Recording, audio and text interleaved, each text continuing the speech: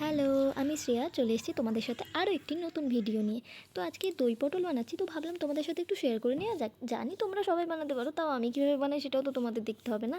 প্রথমেই পটলে নুন হলুদ মাখিয়ে সরষের তেলে ভাজতে দিয়ে দিয়েছি, আর এদিকে একটু পেঁয়াজ, টমেটো, সামান্য একটু আদা আর কাঁচা আর কিছুটা দারচিনি দিয়ে পেস্ট করে সর্ষের তেলে এটাও ভাজতে দিয়ে দিয়েছি। এদিকে বেশ কিছুটা দই দিয়ে এটা একটুখানি বিট করে নিচ্ছি, যাতে এর মধ্যে দানা দানা ব্যাপারটা না থাকে।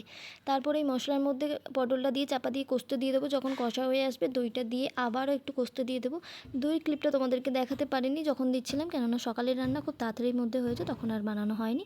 তারপরে চাপা দিয়ে দিয়ে রান্না করতে হবে, কোনো জল দেবো না। যখন দেখবে এর মধ্যে অটোমেটিক তেল ছেড়ে এসে, তখন বেশ কিছুটা সানরাইজে গরম মশলা দিয়ে দিলেই রেডি হয়ে যাবে। মিষ্টি তোমাদের নিজেদের মতো, নুন তোমাদের নিজেদের মতো, ঝালও তোমাদের নিজেদের মতো। আমি আমার মতো করে সমস্তটা দিয়েছি। চিনি তো অল্প একটু দিতেই হবে, নাহলে বেশ টক হয়ে যায়।